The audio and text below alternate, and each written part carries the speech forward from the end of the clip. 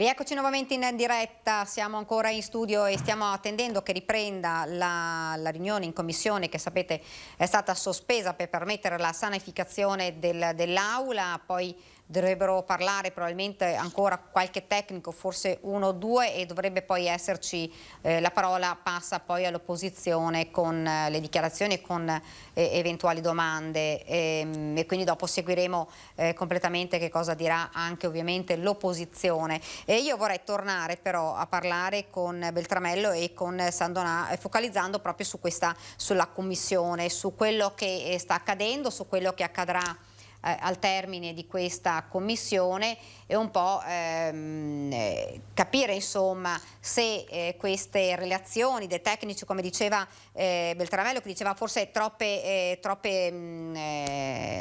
interventi e forse si sposta l'attenzione da quello che è in realtà poi il problema effettivo, che è quello di essere passati in zona gialla e questo poi ha contribuito, se non sbaglio, se mi fermi poi Beltramello se dico giusto, e poi sono aumentati i contagi, sono aumentate le persone che hanno contratto questa malattia e quindi anche i ricoveri. Beltramello, siamo quasi ormai alla fine di queste relazioni, perché poi se la parola aspetterà poi all'opposizione. Secondo lei si poteva fare in maniera un po' diversa, forse meno tecnici secondo lei? Perché era questa la domanda che volevo farle anche prima, poi abbiamo cambiato completamente discorso. Forse proprio per la puntualità delle risposte che devono essere date, dopo un'introduzione breve del Presidente, forse aver lasciato lo spazio alle domande, visto che si devono, come dire, cercare delle risposte. Io avrei ascoltato le domande e poi avrei fatto, se necessario, intervenire quel tecnico o quell'altro se le domande avessero avuto bisogno di spiegazioni tecniche. Anche se l'intento era quello proprio di cercare di dare magari un'ampia spiegazione proprio tecnica prima di arrivare poi alle domande.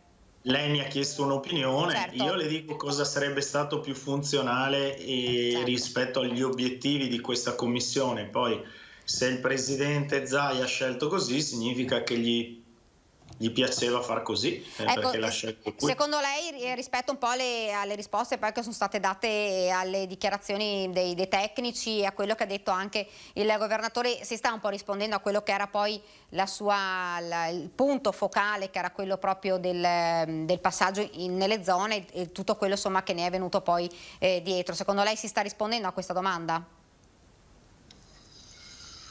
Insomma, non proprio in modo diretto, cioè io che sono un super tecnico ho colto una parola di qua, una frase di là, e quindi da tecnico devo dire sto ricevendo alcuni pezzettini. Da cittadino forse no, anche perché un cittadino dopo 4 ore e mezzo, 5, 4 ore sicuramente come dire, fa fatica a tirare le fila, quindi forse a domande puntuali, risposte puntuali sarebbe stato più facilmente comprensibile anche dalla popolazione generale. Io sto, come dire, è brutto dirlo, però tutte queste relazioni mi sembrano un po' excusatio non petita, nel senso che molte delle cose che sono state dette dai tecnici non sono mai state messe in discussione nella loro come dire, correttezza, precisione, autorevolezza, quindi come dire, non erano oggetto di domanda, di approfondimento, quindi per carità tutto è utile, però credo che 4 ore di interventi poi rischino di far perdere il focus. Ecco, questo è quello che mi permetto di esprimere. Sandonà. Posso anche sbagliarmi su questo perché è un'opinione, cerco sempre di distinguere i dati, la scienza dalle opinioni. Questa è una mia opinione. Certo. Sandonà. Ma insomma è difficile, cioè facciamo venire i tecnici in commissione, la commissione sicuramente adesso dà la parola darà un'ampia parola anche all'opposizione e alla sinistra, che hanno diritto comunque di parlare e di porre non solo le loro domande, ma fare anche i loro interventi nella maniera che più riterranno opportuna. Credo che questo comunque preambolo relativo ad alcuni fatti che sono stati citati tra l'altro nella famosa trasmissione di Report siano fatti che dovevano essere chiariti in primis in maniera ufficiale, anche in primis dal direttore Flor, che ha per l'ennesima volta ribadito il contenuto del cosiddetto studio, che in realtà non era uno studio, ma era semplicemente una specie di pubblicazione accennata, diciamo, dell'efficacia dei tamponi rapidi.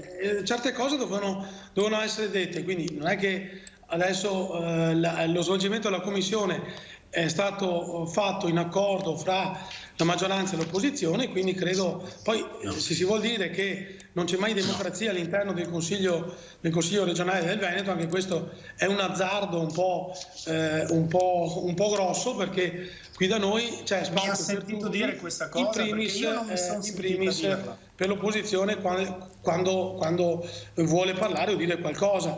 Dopo io andrei un po' alla questione, diciamo, di cui si dibatte oggi, che sento anche, viene detta fra le righe anche dall'esponente, diciamo, dall'esponente del PD, dal dottor Betramello.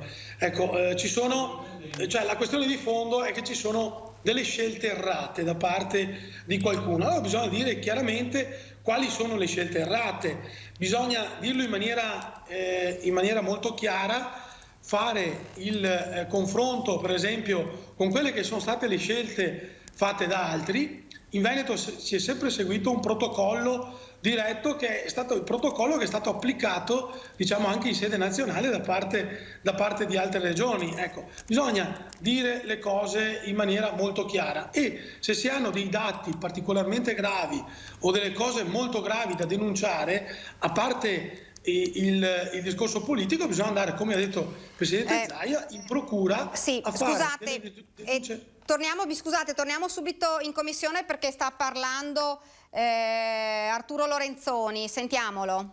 Io le palle le ho, ma sinceramente di andare in procura non mi interessa. Il tema, torno, è politico, e mi dispiace, Presidente, che lei abbia impostato il suo intervento su noi e voi. Voi. Io non ci sto a questo. Qui non c'è un noi e un voi, c'è solo un noi. L'obiettivo per cui abbiamo chiesto questa audizione e l'obiettivo per cui ci vogliamo confrontare su questo è perché a noi, quanto a tutti, sta a cuore una cosa: la salute delle persone e il superamento di questo momento drammatico. E mi dispiace veramente che lei abbia enfatizzato questo noi e voi, perché non è lo spirito con cui noi abbiamo chiesto questo incontro. Lo spirito è uno spirito costruttivo, di capire e di comprendere.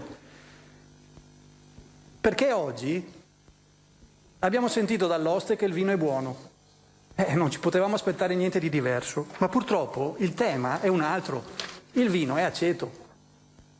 Cioè i dati ci mostrano, e questa è la curva dei contagiati, che il Veneto tra ottobre e gennaio ha avuto un andamento totalmente al di fuori di qualsiasi aspettativa.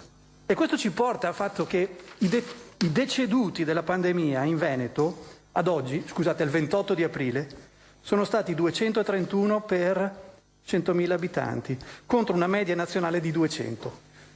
Cioè siamo una delle regioni che ha avuto un'incidenza del contagio più alta, la più alta tra le regioni grandi. Lasciamo stare Bolzano, la Valle d'Aosta e Trento, che sono delle dinamiche probabilmente particolari, ma tra le regioni grandi l'incidenza del contagio, vado a memoria, 4.300 e qualcosa casi per 100.000 abitanti, è la più alta di tutte le regioni grandi. E noi vogliamo dare una spiegazione a questo.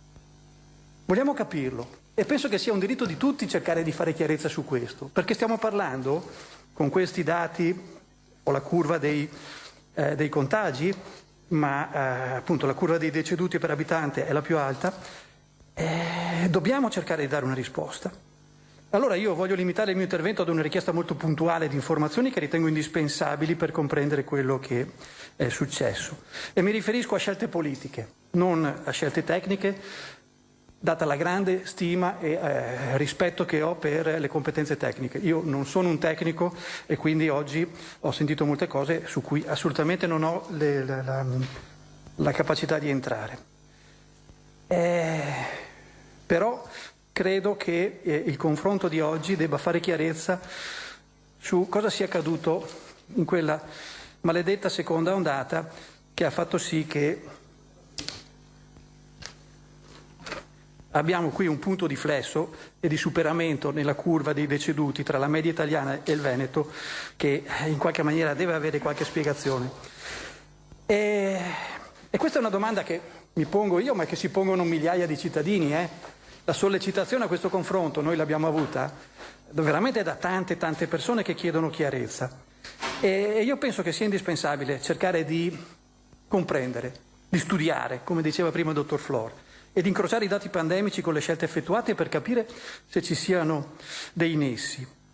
E allora io vorrei fare delle domande molto mirate di tipo politico. Il Presidente è il commissario per decreto del capo di Dipartimento della Protezione Civile, l'ha nominata appunto commissario attuatore all'emergenza pandemica e in base a questo indubbiamente è stato chiamato a delle scelte difficili, lo riconosciamo tutti. Però vorremmo capire quali sono stati gli elementi che hanno portato a queste scelte. Anch'io penso di dover spendere qualche minuto per ricostruire quello che è accaduto. E mi riferisco in primo luogo alla nota del Ministero della Salute e dell'Istituto Superiore di Sanità del 23 ottobre, una revisione del documento del 16 ottobre, già citato da uno dei tecnici oggi, che diciamo così, indica l'utilizzo del test molecolare per contatto stretto in caso, di caso confermato che vive o frequenta regolarmente soggetti fragili a rischio di complicanze o soggetti non collaboranti. Su questo appunto la circolare del Ministero della Salute dice di utilizzare il test molecolare. Il test rapido solo come seconda possibilità,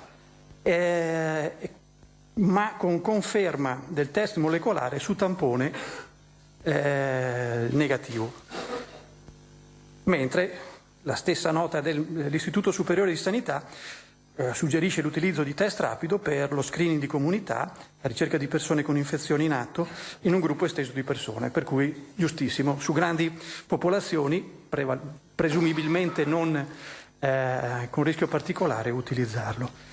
Però ecco, invece c'è sempre una delibera della Giunta regionale, la 1422 del 21 di ottobre del 2020, che dice testualmente, in particolare alla luce delle evidenze al momento disponibili, si precisa che l'elevata sensibilità e specificità dei test non possono rappresentare l'unico criterio nella scelta del tipo di test da utilizzare, ma rimane essenziale la rapidità di diagnosi nei soggetti con sospetto clinico e o sintomatici e dei contatti.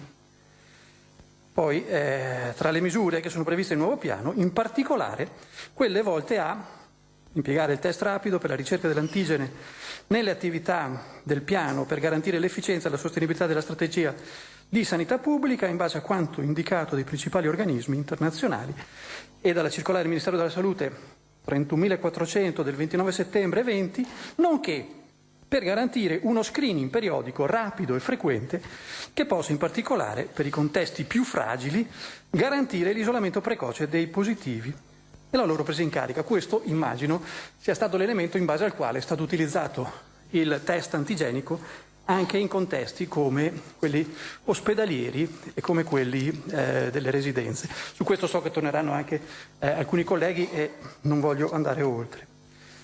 Ma quello che...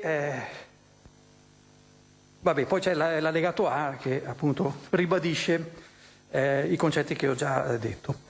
Il 21 ottobre, tra l'altro, è la data, la citava prima il dottor Flor, in cui è stato ricevuto questa indicazione di uno studio. C'è lo studio, non c'è lo studio? Io voglio dire, anch'io faccio degli studi e mi rendo conto che portare a compimento uno studio richiede molto tempo e richiede tutta una serie di passaggi. Cioè formalizzarlo, prima di averlo su una rivista pubblicata, passano anche 2 anni. Presidente, chiederei rispetto per quello che sto dicendo, come credo di aver avuto rispetto per tutto quello che è stato detto in quest'Aula nelle 4 ore e mezza passate. E, ripeto, i tempi sono lunghi, qui però avevamo di fronte la necessità di fronteggiare un'emergenza che nell'arco di pochi giorni può portare alla morte delle persone. Allora io chiedo solo, è stata inviata il 21 di ottobre un primo elemento che poi ha portato alla pubblicazione che ha già citato il dottor Flor, che è un preprint. Presidente, mi scusi, ma vale interrompere quando uno parla? Lo facevamo anche noi nelle 4 ore che abbiamo ascoltato, o ognuno è libero di dire quello che pensa? Se così bastava saperlo la parola la do io, il consigliere Lorenzoni può continuare il consigliere Lorenzoni può continuare il suo intervento. Basta capire le regole del gioco, non c'è nessun problema se dobbiamo interrompere.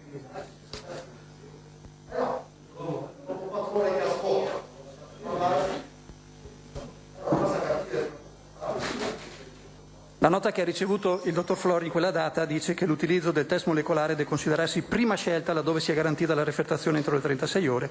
Il test va ripetuto ogni 8 giorni senza modificare la cadenza attualmente prevista e così via. Indubbiamente c'era un tema legato alla quantità.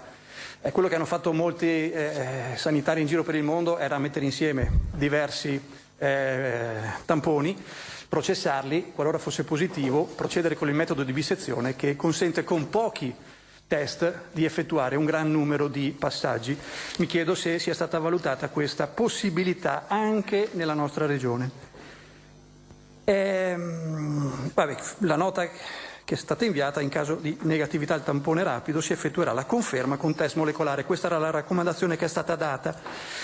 Nonostante questo però Azienda Zero, come ci ha ricordato bene prima il direttore dottor Toniolo, procedeva con un appalto importante perché cubava complessivamente tra la prima e la seconda fase 405 milioni di euro, non tutti per la Regione Veneto, parte 148 il primo, 250 il secondo, 257 se ricordo bene il secondo, anche per altre amministrazioni. Cioè il Veneto si è fatto in qualche maniera centrale d'acquisto sui tamponi antigenici, una scelta che può essere assolutamente, diciamo così, da rimarcare come un ruolo guida nella gestione della pandemia. Ecco, ho fatto questa ricostruzione per motivare le domande, che sono domande molto puntuali, che io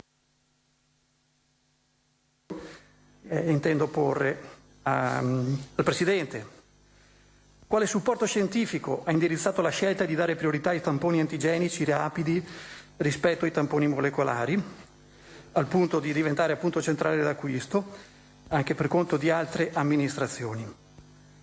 E quali evidenze scientifiche hanno portato il Presidente Zaia ad affermare nella conferenza stampa del 16 novembre che saranno i test fai da te protagonisti degli screening in futuro? In quella conferenza il dottor Rigoli disse: stiamo lavorando per la tracciabilità e l'affidabilità della sensibilità del test, è notevole. Abbiamo già fatto una serie di test e ribadisco che abbiamo testato 3.486 soggetti in doppio con il molecolare e abbiamo perso solo 2 positivi, entrambi con carica molto bassa. Sui negativi abbiamo avuto 22 falsi positivi. Con questi dati registriamo una specificità del 99%. La mia domanda è questa, è possibile avere evidenza di questi dati, come in qualche modo abbiamo evidenza di dati diversi dal studio del professor Crisanti?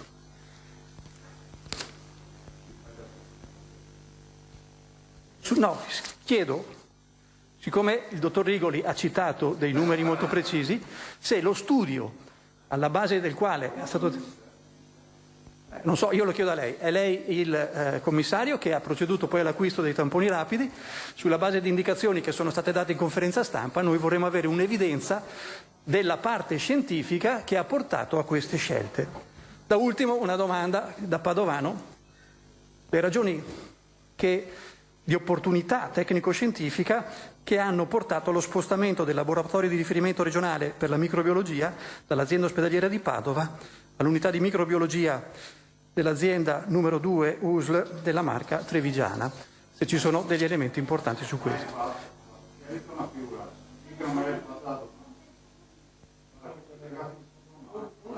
Io ho sempre sentito che il riferimento... Va bene. Grazie, io mi fermo qui.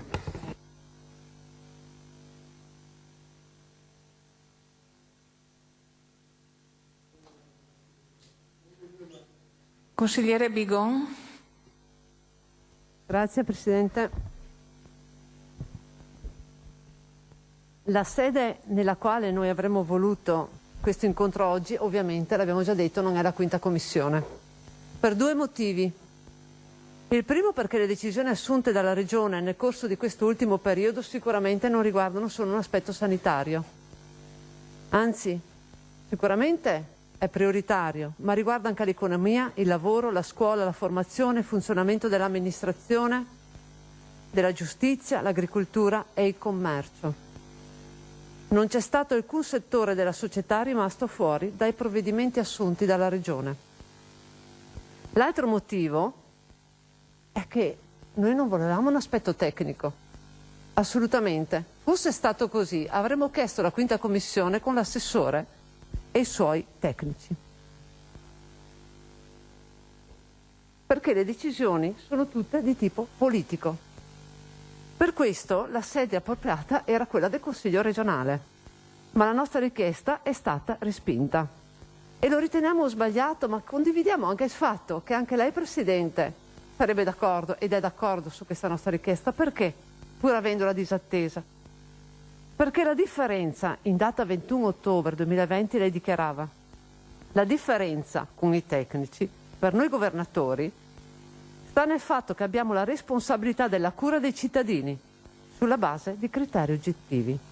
È sulla base di questa responsabilità noi che le chiediamo di rispondere per le scelte politiche che sono state fatte, sicuramente con dati anche tecnici, ma le scelte sono politiche. C'è un secondo elemento che poi, e ne abbiamo anche discusso prima, ci ha disturbato, che è quella di limitare il tempo. Dopo 4 ore e mezza noi abbiamo un tempo contingentato che comunque adesso siamo riusciti a ottenere, quantomeno nelle modalità previste dal regolamento del Consiglio regionale. Perché, Presidente, noi la vediamo qua per la prima volta, l'altra volta l'abbiamo vista in via telematica, in via web, dopo l'insediamento di questa legislatura. E quindi, perché questo? Perché sicuramente nel frattempo ha scelto altre sedi, non questa. Ed ora, finalmente, a seguito anche di una trasmissione, ci troviamo qua e abbiamo ascoltato per 4 ore e mezza i tecnici che noi non volevamo ascoltare. Ma tutte queste domande e risposte che abbiamo fatto nell'arco di questi mesi, sicuramente meriterebbero ben altri tempi, anche da parte nostra e non solo vostra, e anche modalità di confronto sicuramente diverso da questo. Anche nella prima ondata, e ne abbiamo parlato oggi,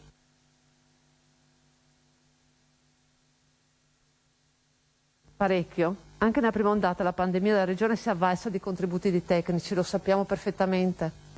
Tutti gli amministratori hanno bisogno dei tecnici, ci mancherebbe. E anche nella prima ondata ci sono stati dei tecnici per la Regione. Anche se ciò, va detto, è avvenuto in modo discontinuo e a volte contraddittorio. E cito il professor Grisanti, da voi ampiamente citato oggi. E la sua equipe, infatti, ha dato il loro contributo, l'hanno dato il contributo nella prima parte della pandemia. E noi crediamo anche un contributo importante e positivo. Ed anche lui era un suo tecnico, Presidente. Ed avrebbe meritato, a nostro parere, un altro trattamento. Ma lei, ha dichiarato, ha preferito non difenderlo, come invece ora difende i suoi tecnici. Certo è che il dato che tutti noi, tecnici o meno, sappiamo leggere, è il dato terribile dell'aumento progressivo, inarrestabile, dei contagi, delle terapie intensive, dei decessi di questi ultimi mesi. Dati che hanno caratterizzato il Veneto in modo opposto alla prima ondata. Dalla settimana del 23 di novembre del 2020 il Veneto aveva il 12% in più di mortalità rispetto al resto d'Italia. La settimana del 30 novembre il 28% in più. La settimana del 7 dicembre il 76% in più. La settimana del 14 dicembre il 99% in più. Quella del 21 dicembre il 174% in più e così. Nel frattempo facevamo le nostre richieste, in parte risposte, in parte no. Il Veneto intanto rimaneva in zona gialla. Rimaneva in zona gialla, poi con l'ordinanza zona gialla plus. Ebbene sì, nel frattempo nessun cambiamento radicale veniva preso. In data 15 novembre 2020, Presidente, lei dichiarava che gli ospedali sono in sofferenza. Dietro l'angolo c'è la zona arancio. Saranno chiuse molte attività. Facciamo in modo che il fine settimana sia di civiltà. Dichiarazione resa sulla civiltà. Nonostante gli assemblamenti poi invece verificati nei giorni successivi, la settimana il Veneto rimaneva nella zona gialla. Ma l'allarme i sindacati l'avevano lanciato ancora prima e anche gridato. Già il 26 ottobre sulla stampa dichiaravano che c'è saturazione delle terapie intensive. Ma ancora prima, in data 21 ottobre, lei Presidente dichiarava che il Veneto ha il 95% di asintomatici. Nello stesso articolo c'era scritto anche il 96%, ma poco cambia. La media nazionale era il 60%. Questo però è un dato importante. Se tanti sono gli asintomatici, diciamo noi questo, poche saranno le terapie intensive, probabilmente occupate. Pochi saranno i decessi. La realtà successiva non è stata questa. E purtroppo non è stato così. Il piano aggiornato del 20 ottobre, di cui anche prima si è parlato, prevede 1000 posti di terapia intensiva, di cui 522 attivati, 191 il CREO, 287 comunque non attivati. In data 22 novembre del 2020, sulla tribuna di Treviso, veniva pubblicata la denuncia dei medici, anche loro secondo me dei tecnici, che dichiaravano i posti letti negli ospedali, parlo d'Italia, compreso il Veneto, non sono mai cresciuti dal 2018. Il sindacato ANAO, lo stesso articolo, stessa data, accusava: si fa il gioco delle tre carte. La riconversione dei posti letto toglie le cure ai malati non Covid. In Veneto si apriva un altro fronte, che era quello dei malati no Covid, con la chiusura di punti di primo intervento, con la conversione già fatta di tanti ospedali in Covid e con la chiusura di reparti. In Veneto, si scrive e lo dichiara l'ANAO, a febbraio erano 500 i posti letti attivati. Ora ne dichiarano 1000. È il piano del 20 ottobre. Ma quanti sono realmente, se pongono la domanda, attivati o attivabili? È quello che dicevamo prima. In base al personale disponibile, forse 700, dicono questi tecnici. I ricoverati erano al momento 300. E così, coi 1000 posti effettivi, la saturazione è al di sotto della soglia del 30%. Ma se i posti veri sono 700, quello che è stato mi sembra anche pare confermato, quella percentuale si avvicinava al 50%. ANAO, 22 novembre. In data 17 dicembre, il Corriere dichiarava che i posti attivati erano 640, occupati 587. Infatti, il direttore della regione, dottor Flor, che ringrazio di essere qua insieme a tutti gli altri, dichiarava che i posti liberi al momento erano 50. In terapia intensiva ne avevamo 587. Solo che qualche giorno dopo veniva detto, sempre dallo stesso direttore, i 1000 posti di terapia intensiva ci sono dall'estate. Il direttore della SUEM, in pari data, dichiarava che il personale c'è, ma va tolto dagli altri reparti, come è stato confermato oggi. Infatti, 5-10 posti di terapia intensiva, per 5-10 posti di terapia intensiva occorre un medico anestesista, indicativamente, e 3 infermieri. Gli anestesisti mancavano pure prima. della pandemia, così come gli infermieri, e il numero che oggi è stato detto sicuramente non ha integrato quella carenza.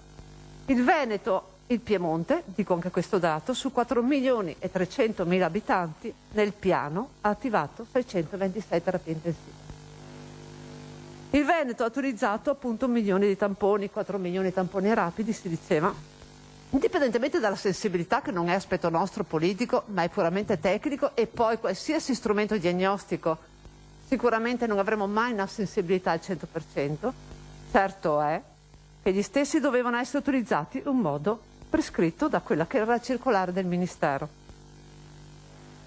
Non solo il professor Crisanti li ha contestati, ma sono stati anche confermati la bassa sensibilità in certe occasioni, soprattutto per prima e seconda generazione.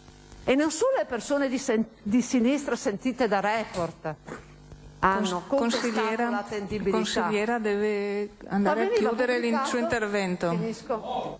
Ma veniva pubblicato il caso di Cologna Veneta, dove al secondo tampone i casi di positività erano molteplici. Tante domande abbiamo fatto, da perché non sono state attivate le USCA completamente, perché non si è coinvolto più ancora i medici di base, tante le cose, perché quelli di quarta generazione sono ancora fermi da 2 mesi. Tante cose possiamo chiedere. Ma il Veneto rimaneva in zona gialla. Allora, Presidente, come noi abbiamo detto in più occasioni, la politica avrebbe dovuto, a nostro parere, prendere una decisione, che era quella di fare un'ordinanza con più restrizioni, che non corrispondesse sicuramente alla zona gialla plus. E allora le chiediamo come mai non è stata presa questa ordinanza? Grazie. Capogruppo Villanova.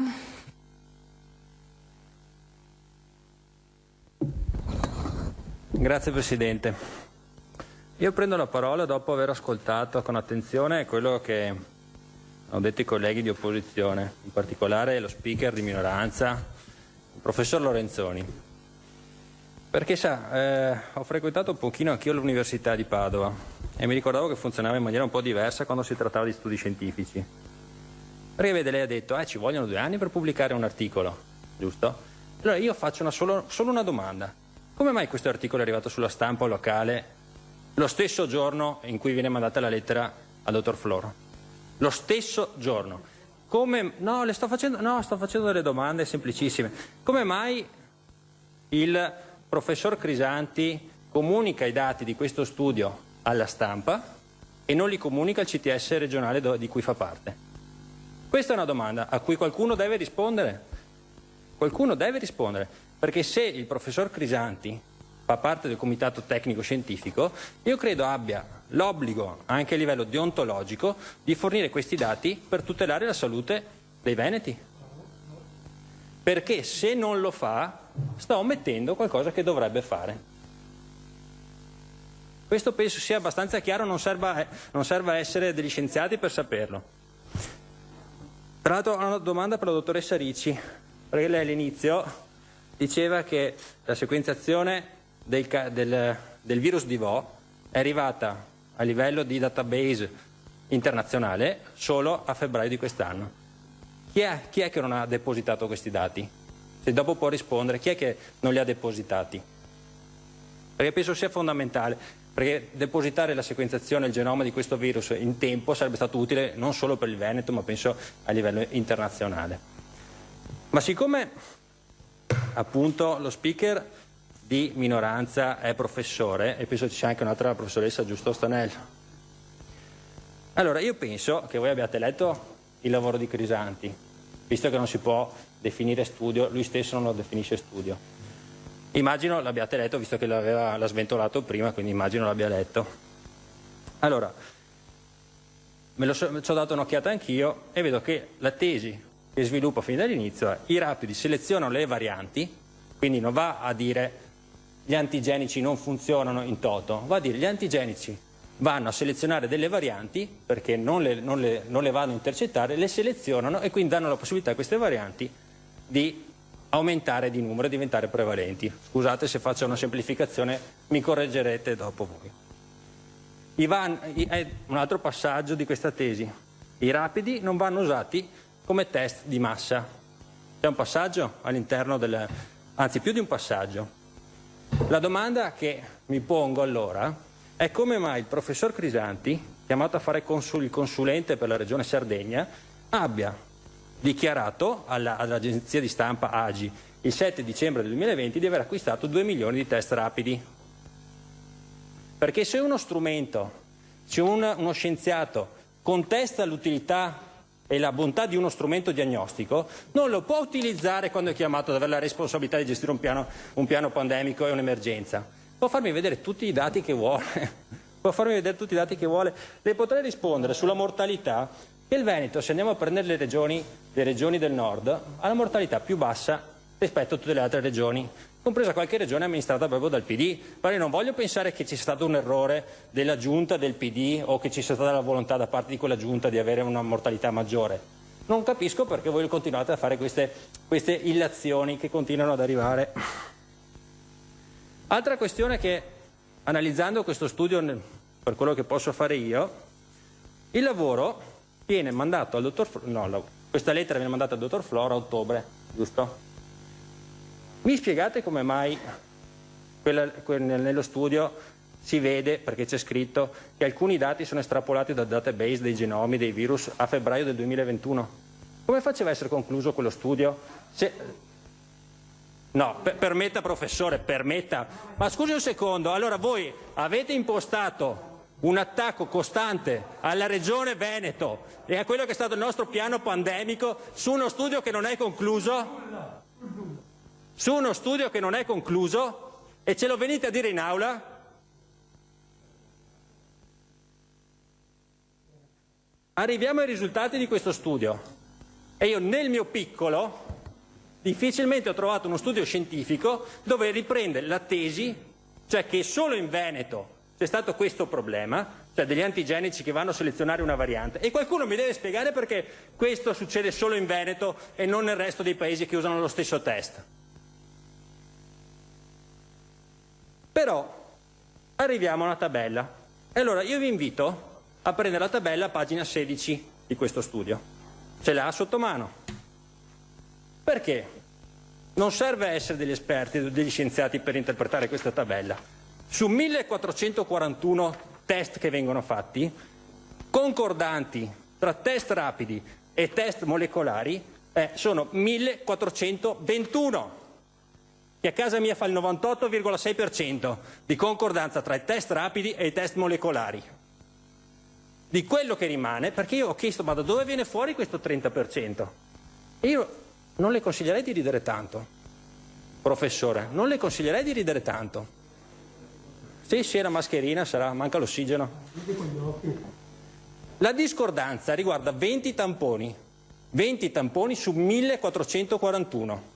E allora questo risultato qui è uno spot per i tamponi rapidi.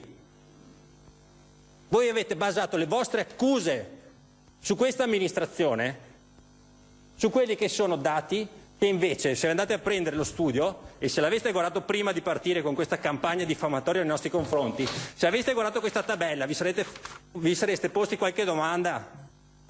Perché se si guarda questa tabella, questa è una tabella che va a promuovere l'uso dei tamponi rapidi, che sono concordanti con quelli che sono gli esiti dei tamponi molecolari. Io mi chiedo come abbiate fatto, anzi lo so come avete fatto, a prendere un granchio di questo tipo. Perché questo studio non l'avete mai visto, come non l'ho visto mai neanch'io. Perché quando è uscito sui giornali ovviamente, io sono andato a prendermi PubMed. Non so se si usa ancora PubMed, che è un motore di ricerca dove ci sono tutti gli articoli pubblicati, giusto per vedere l'abstract di questo testo. E non l'ho trovato. Non l'ho trovato perché? Perché sfido chiunque a pubblicare un articolo del genere. Ma può continuare a ridere, ma mi spiega come mai, visto che lei dice che ci vogliono 2 anni per pubblicare un articolo scientifico, ce ne sono decine di pubblicati sui test, tra i quali anche quello sull'Lancet che veniva citato prima. Allora sono più bravi, ci hanno messo meno tempo a pubblicare.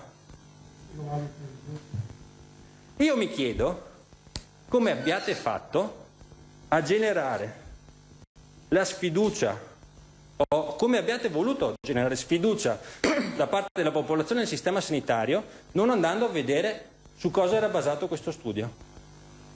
o generare allarme anche nella popolazione, perché magari qualcuno in buona fede vi ha creduto.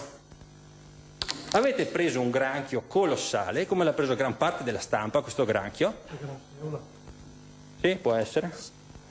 Un granchio colossale, e nonostante tutto, dopo quello che vi è stato spiegato, e per lei è ancora più grave, professore, perché è il metodo scientifico di Galileo, ma quello vero, dovrebbe conoscerlo. È ancora più grave che ancora adesso lei continui. È ancora più grave che lei faccia confusione tra i test rapidi antigenici e i fai da te, come ha appena fatto. Allora, voi avete due strade adesso davanti.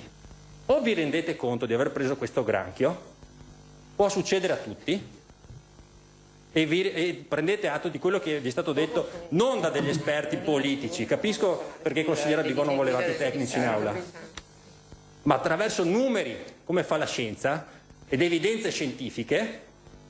Oppure prendete questo studio con questa tabella e andate in procura e denunciate, perché i test rapidi hanno il 98,6% di esiti concordanti con i molecolari. Però fatelo. Non ci sono alternative. O per mesi avete attaccato il presidente Zaia e tutta l'amministrazione con dei dati che non stanno né in cielo né in terra, oppure, se siete convinti che c'è una responsabilità, prendete questi dati e andate in procura. Non ci sono altre vie.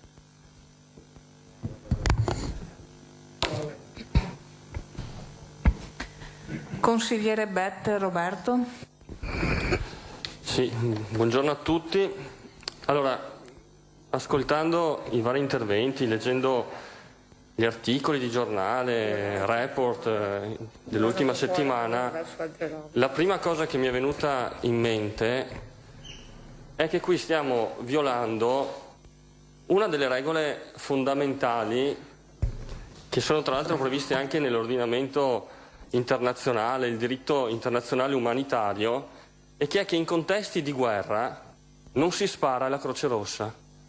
Quando ci troviamo di fronte a una situazione pandemica come questa, dove ci sono decine di migliaia di morti, noi dobbiamo avere l'umanità, il rispetto nei confronti di quei soggetti che stanno cercando di salvare vite umane, il nostro sistema sanitario, e che in questi giorni, in questi mesi, sono stati vittime di continui attacchi, insinuazioni. Io vorrei ricordare alcune dichiarazioni del professor Crisanti: catastrofe annunciata, disastro, sono degli irresponsabili, totale impreparazione delle regioni, follia ad usare i tamponi rapidi. Ecco, io credo che qua siamo di fronte a un limite che è stato superato. Un limite che è stato superato perché non si tratta di una dichiarazione singola, non si tratta di uno studio scientifico discusso tra scienziati. Qui si tratta di un continuo stillicidio di dichiarazioni sui giornali che non hanno attaccato e non hanno avuto alla fine come obiettivo il nostro Presidente, che ringrazio e di cui mi complimento per l'intervento, o la nostra giunta, l'assessore, i consiglieri regionali, la politica. Qui le vittime sono i dirigenti che abbiamo qui con noi oggi. Qui le vittime sono i medici, gli infermieri, tutti coloro che quotidianamente lavorano per salvare le nostre vite umane. E quando questo stillicidio di dichiarazioni si ripete, scusatemi, ma allora qua siamo di fronte anche a una fattispecie di reato, forse, la diffamazione. Ma in procura non serve andare in procura, perché in certi casi, caro Montanariello, i reati si perseguono d'ufficio. E quando sui giornali noi continuiamo a leggere queste dichiarazioni, questi allarmismi, noi facciamo un danno alla nostra società, creiamo allarme sociale. E qui siamo di fronte a un'altra fattispecie criminosa, che è il delitto di procurato allarme presso l'autorità. Ecco, io farei delle riflessioni su questi comportamenti e su questi contegni che purtroppo siamo stati spettatori in questi giorni. Si aggiunge poi un certo tipo di giornalismo. A me piace guardare Report, ho una grande ammirazione per Sigfrido Ranucci, è un giornalista eccezionale, sta facendo inchieste, è stato anche pluripremiato a livello internazionale, però l'inchiesta che ha portato avanti sulla sanità veneta, uso le stesse parole del collega Villanova, ha preso un granchio. Ha preso un granchio e non è stato all'altezza nemmeno di un altro giornalista, non certo d'inchiesta, molto più tranquillo, molto più, come dire, tradizionalista, chiamiamolo così, che è il giornalista che spesso guardiamo alla sera su Rai 1 ed è Bruno Vespa, che lui sì ha fatto un'inchiesta ed è stato il primo nel suo libro pubblicato sotto Natale dal titolo L'Italia chiamò Mussolini, in cui è stato il primo a rendere pubblica una corrispondenza della Regione Veneto inviata dalla dottoressa Russo alla rivista Nature per prendere le distanze proprio da un articolo del professor Crisanti. E qui arrivo alla domanda, dottoressa, e vorrei capire quante falsità ha scritto il professor Crisanti in quell'articolo che lei è stata costretta a rettificare e a mandare una comunicazione alla rivista Nature Research Journal, dove ha rimesso in ordine quella che è la verità sul caso Vo, sui tamponi di Vo e su quello che effettivamente sono i meriti della sanità veneta e quelli che sono veramente i meriti dell'ULSS Euganea che ha seguito quella vicenda e che ha portato poi ad avere i risultati scientifici di cui oggi siamo ovviamente orgogliosi e che sono dati assolutamente importanti che scopriamo tra l'altro essere pubblicati a un anno di distanza. Ecco, io arrivo a fare questa domanda e a porgere questo quesito, esprimendo infine una solidarietà. Io, cari professionisti della sanità, direttori che siete qui, io esprimo la mia solidarietà verso di voi e chiedo scusa. Chiedo scusa anche a nome dei consiglieri che sono intervenuti e che interverranno e che useranno questo palcoscenico solo per fare un po' di politica di basso livello. Ecco, questa non è la politica che noi vorremmo fare. Questa sono altre cose, perché per un politico, per un giornalista, per uno scienziato, la prima cosa che deve avere è la credibilità e deve difendere la propria credibilità fino in fondo. Ecco, oggi, in questi giorni, in questi mesi, noi abbiamo assistito a politici, a giornalisti e a scienziati dalla scarsissima credibilità. Grazie.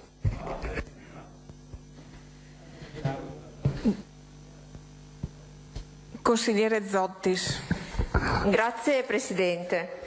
Insomma, abbiamo voluto noi, mi scuso se siamo poco credibili, ma siamo stati anche eletti noi con quella percentuale più piccola che non ci ha permesso di governare il Veneto, ma di essere schiacciati, ma siamo stati eletti e quindi vi tocca ascoltarci, mi dispiace. Detto il fatto che mi dispiace, abbiamo voluto noi la presenza del Presidente Zaia oggi, abbiamo voluta con forza. I motivi per cui volevamo un Consiglio sono già stati detti e non mi piace ripetere. Non mi piace ripetere neanche, anche se lo dico in ogni consesso perché ci credo, che ringraziamo con forza tutti i sanitari e chi si è impegnato in questi mesi, che si è impegnato in modo quotidiano, che si è impegnato notte e giorno, che si è impegnato con la propria vita, e lo diciamo perché le osservazioni che facciamo non mettono in discussione né l'impegno, né la professionalità, né l'umanità che queste persone hanno, perché sono persone, non sono soltanto sanitari di per sé. Detto questo, quello che noi, su quale vorrei ritornare, uscendo dalla diatriba Crisanti, è semplicemente un elemento, allora, uno che forse oggi per come era impostata, diciamo, per come è stata impostata alla fine questa commissione, sarebbe stato interessante avere anche qualche rappresentante per esempio dei medici di medicina generale, ma questo lo vedremo magari nella commissione d'inchiesta, visto che ringraziamo perché mi pare che ci sia stato comunque, diciamo, una buona idea da parte, è stata detta anche sia del Presidente che dell'assessore in questa sede, non in altre sedi, e questa è una sede ufficiale. Lo vedremo come altri tecnici che ci aiuteranno a capire. Non siamo in tribunale, non vogliamo esserlo. Non vogliamo esserlo perché dentro delle scelte di legittimità, l'alveo della legittimità può essere più o meno largo. Però ci sono varie scelte che sono legittime, senza per forza essere illegali. E allora è su questo che noi volevamo concentrarci, non mettere in discussione la bontà della scelta clinica di per sé, non siamo in grado e non è la sede per farlo. Ma allora lo stesso chiediamo, perché ci sono dei dati che vengono dal Ministero, non dal dottor Crisanti, che magari li aveva detti qualche giorno prima, ma insomma non è questo il tema. Perché il 23 ottobre 2020 il Ministero non obbligava, raccomandava, perché era una raccomandazione comunque di per sé, che diciamo, nei contesti di larga comunità e della sanità si utilizzassero i molecolari, raccomandava, quindi nessuna messa in discussione delle scelte cliniche, una raccomandazione di linee guida. Questo è un testo, se ci siamo sbagliati nella lettura ce lo dite e siamo qui per ascoltare. Ma in questa raccomandazione si diceva questo, allora quello che a noi interessava era capire, ma insomma ci saranno state altre motivazioni forse che hanno spinto, motivazioni organizzative, motivazioni finanziarie, motivazioni politiche, bene, però questo è un dato oggettivo, non sto parlando di studi, non sto parlando di ricerche sperimentali, anche se è evidente che c'è estrema sperimentazione, ce l'ha ben detto prima il dottor Flor in questo contesto, poche certezze, ne abbiamo tutti poche certezze, quindi assolutamente sciocco rimandare ai tribunali una discussione di questo genere in cui ci sono poche certezze, però su quelle poche certezze si possono fare delle scelte. E allora quello che a noi interessa è capire, visto che l'8 mi pare fosse, sì, l'8 giugno, se non sbaglio, gennaio, scusate, stavo sbagliando, l'8 gennaio il Ministero della Salute dice che insomma valida i tamponi rapidi, quasi insomma, dice terza generazione, sono sovrapponibili ai molecolari, usa questa terminologia. Allora ci interessa capire qual è il piano di investimenti sui tamponi rapidi ULSS per ULSS, magari non possiamo saperlo oggi, ma è una cosa che ci interessa capire, perché nel momento in cui è validato questa è una scelta anche politica, non è una scelta solo tecnica. Forse ci capiamo meglio quando facciamo degli esempi, quando diciamo politico e tecnico. Forse, allora, qui ringrazio anche quello che, insomma, l'intervento dell'assessore Lanzarin per quanto riguarda le strutture delle residenze per anziani, perché, vede Assessore, non è un'accusa quella di dire riapriamo o non riapriamo. Io sono la prima che su queste cose, da un punto di vista tecnico, usa il criterio prudenziale, perché so bene cosa vuol dire scaricare verso il basso le responsabilità e vedere i controlli scaricati verso il basso. È una cosa che non sopporto né politicamente né personalmente. Però, siccome parliamo comunque di situazioni complesse, dove c'è l'emotività delle persone, dove c'è la dignità delle persone, dove c'è comunque è un alveo della disabilità e anche quella degli anziani che spesso rimane quasi nascosta all'occhio pubblico, è evidente che ci interessa capire, non in tono accusatorio ma in tono anche propositivo, quando vediamo le immagini delle residenze convenzionate con UPIPA in Trentino, come e quando potranno riaprire anche le residenze venete, come e quando. Lei ha dato delle risposte, noi speriamo di avere qualche data, delle modalità però molto presto. Avranno sbagliato loro, sbagliamo noi, non sta adesso a dirlo, perché il virus purtroppo ha una sua matematica ma anche una sua variabilità e io non sono un tecnico e quindi non mi permetto di dire questo, dico che questa è un'emergenza, dico che questa è una priorità. Come lei ha fatto un passaggio sul quale spero, poi faccio un altro riferimento e chiudo, spero ritorneremo in futuro sul fatto sempre delle residenze, insomma di come ci sia anche un investimento futuro a livello anche nazionale, una revisione. Spero che in questa revisione ci sia il tema che è scoppiato anche in fase di pandemia, soprattutto all'inizio, del rapporto con gli ospedali, perché è un tema vecchio, è un tema che forse portiamo sulle spalle tutti noi che siamo seduti qui dentro, è un tema che deve diventare centrale, che lo è stato troppo poco e quando è scoppiata la pandemia si è visto. Perché non è una questione, quando l'ospedale è pieno purtroppo alcune persone non sono state ricoverate, quando l'ospedale è pieno non ce la facevamo, si sono fatte delle scelte, ma quelle scelte toccano le vite e qui non è una questione di Covid, è una questione di cambiare proprio o di migliorare quella che è la rete. E allora il Covid ci ha insegnato un'altra cosa e chiudo.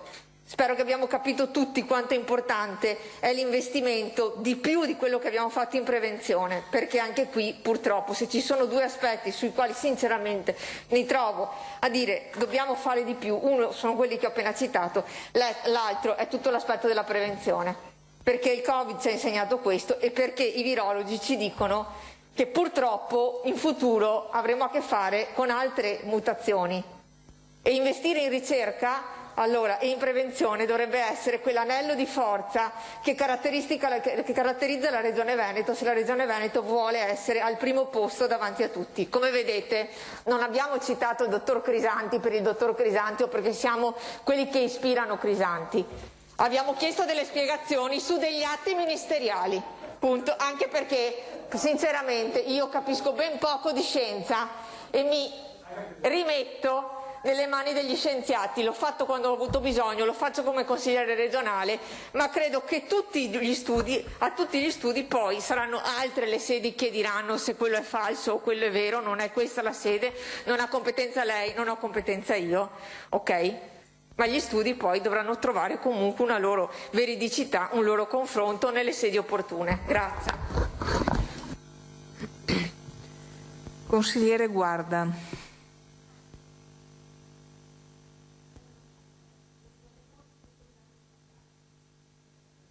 Lei ha chiesto la parola prima, no? Consigliere Ostanel.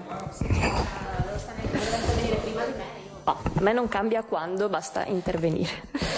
Allora, intanto buongiorno, buon pomeriggio al Presidente e ai tecnici che ringrazio per la relazione e le relazioni e anche agli altri consiglieri a cui chiedo subito magari di non interrompermi o anche semplicemente ridere nel momento in cui intervengo, perché credo che quest'Aula abbia bisogno insomma di mantenere il valore che ha e io ci credo molto e quindi lo dico qui subito in anteprima. Allora, io non sono un'esperta di sanità, rappresento inoltre un movimento civico, quindi probabilmente non sono neanche un buon politico, non so urlare nelle telecamere e non sono neanche incattivita, ecco, non ho quel profilo lì. Però non sono neanche una professoressa alla fine, però sono una ricercatrice e quindi in questa sede io non ho voglia, e penso che abbiamo sbagliato a farlo, di fare nessuna peer review di un articolo, tra l'altro di una persona non presente, e questo lo farà la rivista per cui quel preprint in qualche modo è stato inviato e quella rivista ha l'obiettivo di capire quello studio, i suoi dati, i dati che citava prima il consigliere Villanova, e non è la sede, credo che non abbiamo convocato qui il Presidente Zaia per fare una review di un articolo scientifico e quindi io a questo tema non mi ci presto. E soprattutto sono qui come consigliere di minoranza, netta minoranza, rappresento appunto una parte della minoranza e con tutto rispetto volevo dire al Presidente Zaia che il compito per me di chi sta in minoranza è vigilare, monitorare, portare delle domande, delle questioni anche pubblicamente, di farlo in maniera costruttiva e chiedo anche agli altri consiglieri che qui dentro, credo né io e credo anche nessuno dell'opposizione ha mai usato la pandemia in maniera strumentale. Questo non lo accetto. Io non l'ho fatto e non lo accetto. Invece abbiamo posto delle domande con degli atti ispettivi, con delle interrogazioni, con delle mozioni, con degli articoli di stampa dove almeno io ho sempre cercato di mantenere dei toni che non andassero oltre la linea di Maginot che secondo me c'è durante una pandemia. Allora, a partire da questo tema non accetto nemmeno che mi si dica andate in procura. L'ho già detto quando abbiamo parlato di Cava Morganella, che non è obiettivo di oggi. Se io mi sono candidata da persona che lavora all'università, l'ho fatto non per dover andare in procura, ma per portare le tematiche a cui voglio una risposta in un consiglio regionale rappresentando quelle 4.000 persone che hanno deciso di mandarmi qui. E non solo quelle, vorrei potenzialmente rappresentare anche quelli che non votano me, che non votano la minoranza e che magari, anche avendo votato la maggioranza, hanno voglia di saperne di più. Questo è il compito che io mi sono sempre data e continuo a darmi anche oggi. E per questo le chiedo, sempre con grande umiltà, di ridare centralità al Consiglio regionale, magari venendo le prossime settimane, perché credo che non saremmo a questo punto se ci fosse stata continuità nel dibattito anche con la minoranza. Almeno penso che le interrogazioni che poi citerò, sarò breve, se avessero avuto una risposta non solo tecnica, come mi è stata data in alcuni momenti nel Consiglio, ma anche proprio di discussione politica, probabilmente avremmo potuto prendere delle scelte anche in maniera diversa. Almeno il mio contributo lo volevo e lo voglio poter vedere anche così. Allora, parto dalle interrogazioni che ho presentato, perché alcune sono state risposte, alcune no, ma penso che a quelle a cui non è stata data risposta oggi potrei averla. Allora, sono stata la prima a sollevare il tema dei tamponi rapidi, già il 9 dicembre, perché avevo visto, non lo studio di cui stiamo parlando, ma una serie di altri articoli di stampa che iniziavano a far vedere la possibilità che i tamponi di prima e di seconda generazione non fossero così attendibili come quelli di terza. Anche degli studi scientifici iniziavano a mettere una pulce nell'orecchio. Sì, tra l'altro, il 9 dicembre depositavo questa prima interrogazione. Chiedo a chi è collegato in streaming di chiudere il proprio microfono. Grazie. Poi il 15 dicembre ho fatto un altro tipo di atto ispettivo, un accesso agli atti, per chiedere il numero, la tipologia, la provenienza di fabbricazione dei test rapidi antigenici e se c'erano anche dei certificati sulla loro attendibilità. Perché volevo capire, prima di usare eventualmente dei dati anche per chiedere altro, se c'erano dei certificati che le aziende avevano dato. Mi è stata data una risposta, ma non ad esempio sull'esistenza o meno di questi certificati. Mi è stata data la risposta sul tipo di tamponi. Poi il 12 gennaio vedevo la lettera di Anawa Assomed, la diffida che è arrivata alla Regione rispetto all'uso dei tamponi rapidi, in particolare negli ospedali. Perché secondo me il tema, anzi il tema che io voglio portare qui, su cui voglio fare proprio delle domande, è l'uso dei tamponi rapidi dentro alcune strutture che sono ospedali ed RSA, non fuori. Io voglio portare l'attenzione sulle strutture più fragili, perché come da linee guida che prima già sono state citate del Ministero della Sanità, in realtà la prima scelta non è quella dei tamponi rapidi all'interno di quelle strutture. Allora, siccome il 12 gennaio arrivava questa lettera, questa diffida, ho fatto una terza interrogazione l'11 gennaio 2021, a cui mi è stata data risposta poche settimane fa qui in Consiglio regionale, ma su cui la risposta non è esaustiva e quindi ve la ripongo oggi. L'interrogazione chiedeva per sapere fino a quando sono stati usati i tamponi rapidi di prima e di seconda generazione per il monitoraggio del personale sanitario delle RSA. Cioè io voglio sapere, e credo che sia giusto poterlo chiedere perché è un dato importante, tra l'altro richiesto non da me, che non rappresento nessuno, ma è stato chiesto da tantissimi operatori sanitari o da familiari, e a me è successo personalmente, che vedevano un parente entrare in un ospedale per una patologia e morire dentro quell'ospedale di Covid perché era stato preso lì.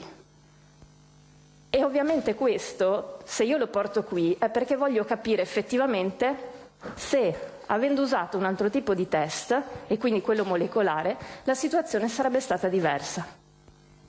E credo che sia legittimo chiederlo, anche per le persone che hanno avuto un lutto con questa terribile modalità. E quindi questa nota tecnica che prima è stata citata, e non è lo studio del professor Crisanti, la nota tecnica, chiamatela come volete, non è il centro della questione. Il centro della questione per me è questa. Cioè il 23 appunto di ottobre, e è a firma anche della dottoressa Russo, quindi lo conoscete, nella tabella sinottica c'è scritto screening degli operatori sanitari / personale in contesti ad alto rischio, prima scelta test molecolare su tampone oronasofaringeo, seconda scelta alternativo il test rapido. Allora la domanda proprio politica, non tecnica, al Presidente, all'assessora, a chi può rispondere politicamente su questa scelta è il perché si è scelto di non seguire le linee guida che venivano dal 23 ottobre, quindi nazionali, soprattutto per quegli ambiti sensibili che sono ospedali ed RSA. E poi c'è un altro tema, Report. Lo ha citato prima il consigliere Bett. Non è il mio giornalismo preferito, non lo guardo costantemente. Però c'è un tema in quell'inchiesta, e ringrazio il dottor Flor di essere qui, in realtà perché non credo sia facile, c'è un tema che al di là dello studio del professor Crisanti io credo che invece oggi dobbiamo dibattere. Cioè, la mia domanda è, con le linee guida di questo tipo, con delle denunce da parte dei medici, degli infermieri sulla possibile inattendibilità di quei tamponi, perché la Regione Veneto non ha approfondito o fatto lei stessa uno studio? Cioè, la domanda che le pongo da cittadina e da rappresentante di altri è: perché, dottor Flor, al di là della nota che le è arrivata o meno, non ha scelto lei di approfondire, di far fare uno studio per vedere se queste linee guida magari erano pure sbagliate oppure no? Perché questo è il tema. Qui non c'è una battaglia a favore o contro di Andrea Crisanti, a me non interessa. A me interessa capire perché non si è fatto. Magari mi risponde il presidente Zaia per l'ex direttore.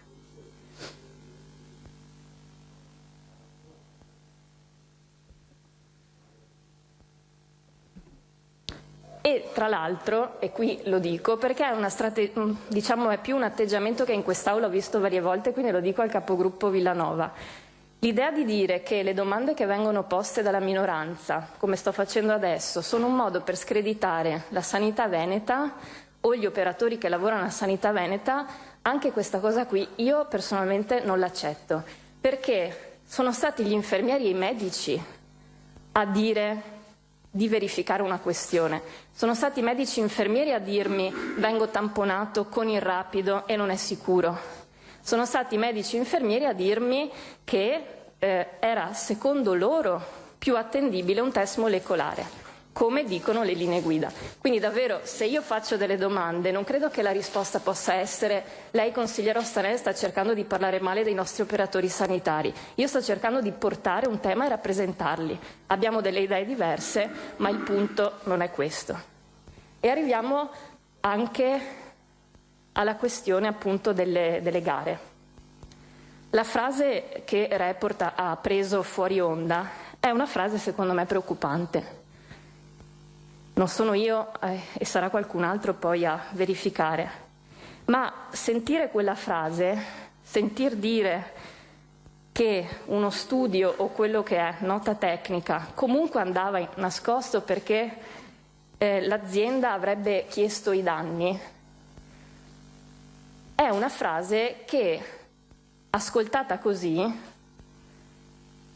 fa presupporre uno scenario. Allora io voglio chiedere, perché questa è l'aula preposta per farlo, voglio chiedere se secondo voi, chi mi vorrà rispondere, dietro la questione delle aste, gare, non so nemmeno come si chiamano tecnicamente, voi pensate che ci siano stati degli elementi che portano a pensare che dietro quella gara o l'asta ci sia qualcosa di regolare. Perché ho bisogno di saperlo qui, non vado a fare un'inchiesta o a chiedere in procura.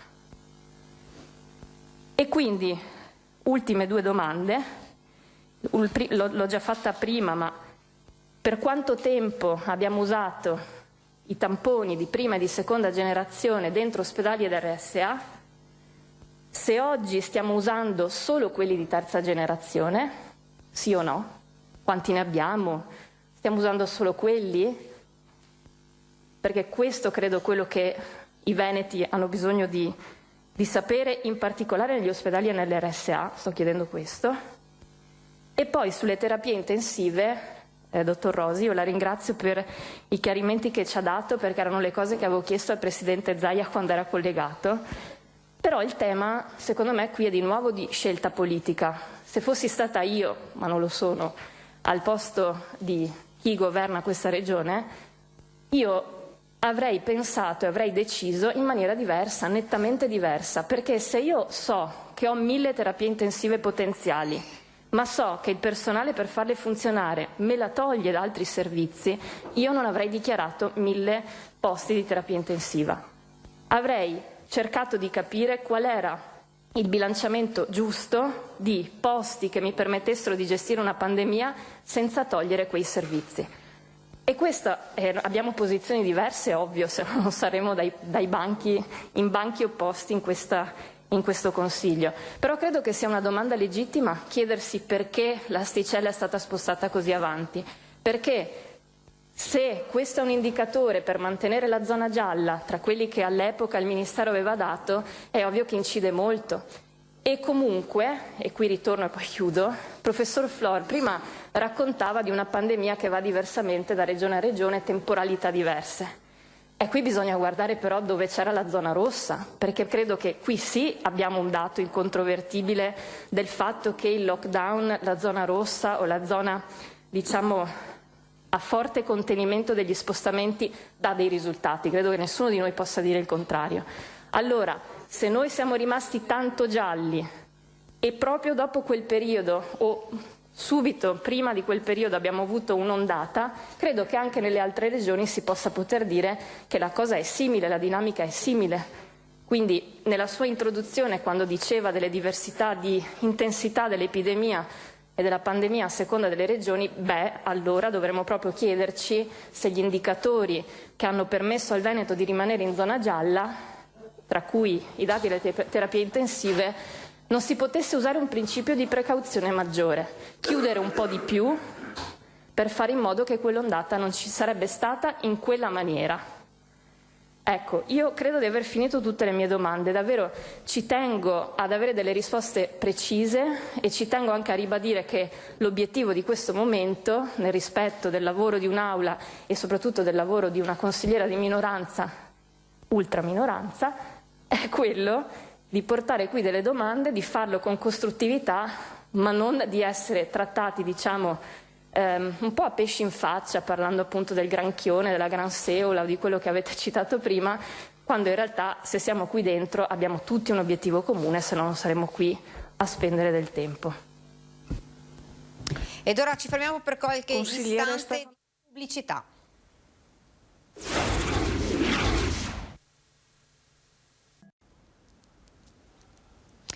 Bene, siamo tornati di nuovo in diretta e torniamo immediatamente in aula, in commissione, dove stanno parlando gli esponenti di opposizione ma anche quelli di maggioranza.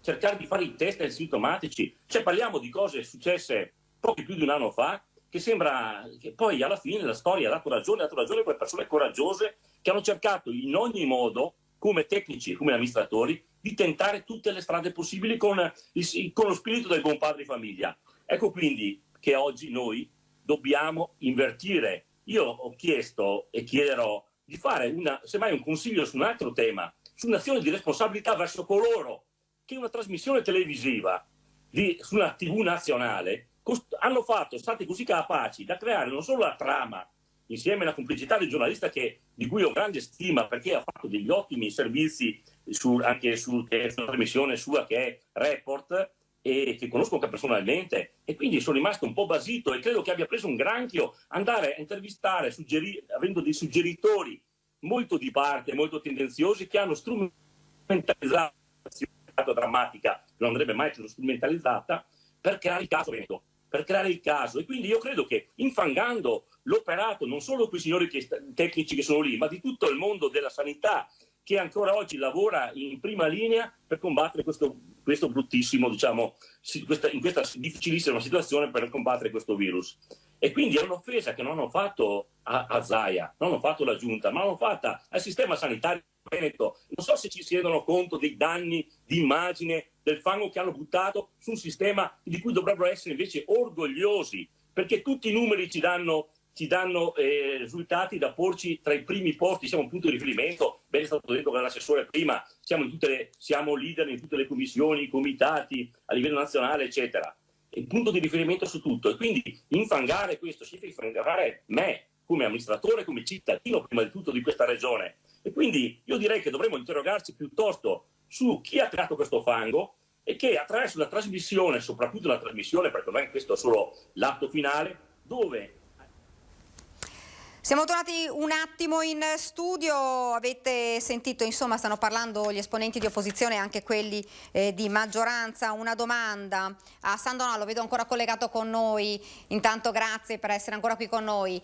Dunque ha sentito le opposizioni che dicono, insomma, quella non era il luogo giusto per questo tipo, tipo di udienza, e volevamo, e dice molti dicono non dovevano esserci tecnici, ma solo il governatore con l'assessore.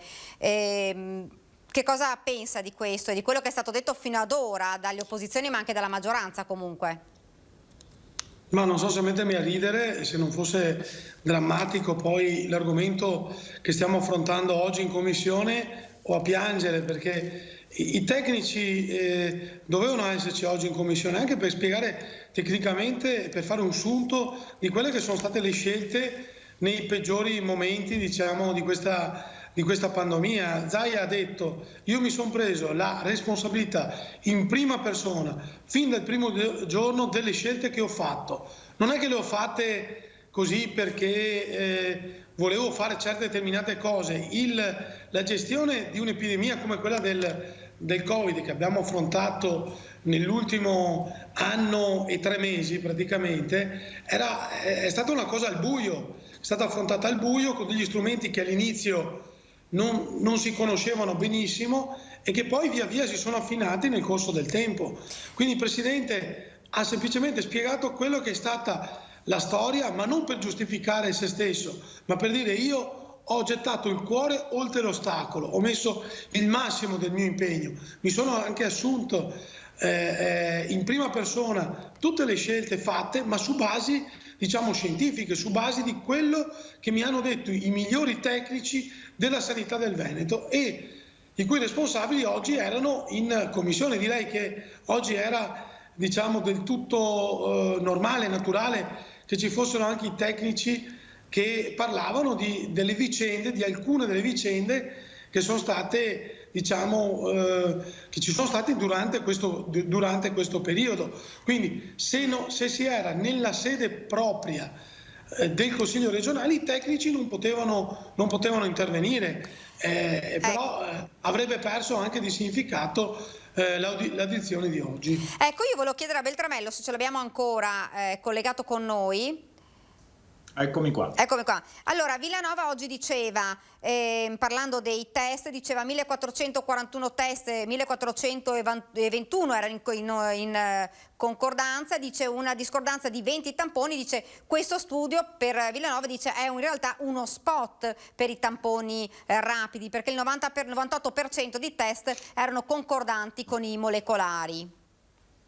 Allora, questo vorrebbe dire che Crisanti, voglio dire, io non metto in discussione lo studio o non studio, ma non è matto il professor Crisanti. Il problema è che si sta parlando dei falsi positivi, quindi la stragrande maggioranza dei test che vengono fatti, per fortuna, al personale sanitario, si trattava di quello, per forza risultano negativi, quindi tu su tanti test ne hai pochi di positivi e quindi è su quei pochi che si vede la differenza, quindi non può mettermi tutti quelli veri negativi da una parte e dall'altra, perché è chiaro che ti aspetti che se tu fai un test a tutto il personale sanitario ti aspetti che la maggior parte non sia contagiato, giusto? Devi trovare quei pochi positivi, quindi è sulla differenza dei positivi che bisogna concentrarsi. Comunque a me spiace perché questo tentativo di delegittimare la richiesta di spiegazioni focalizzandosi su questo studio di Crisanti, che voglio dire, come ho già detto prima, è normale che vengano fatte delle verifiche su un test nuovo, questo è richiesto sempre.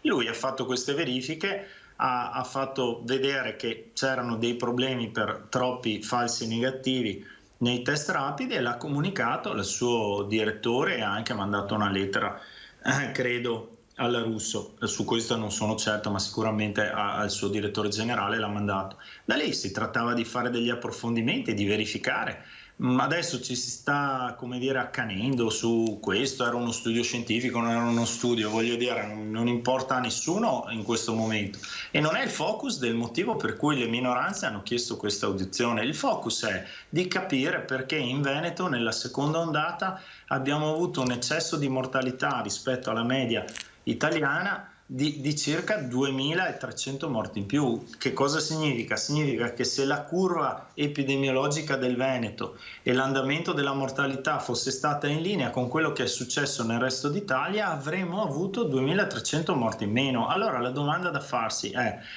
le scelte che sono state fatte avrebbero contentito? E dimostra anche il livello che avete, il livello vergognoso che avete assunto. Quindi vorreste dire che in base alle scelte, guardi, adesso l'ho ascoltata educatamente, ma non accetto, fino a quando non vengo offeso. Non accetto quello che ha detto lei.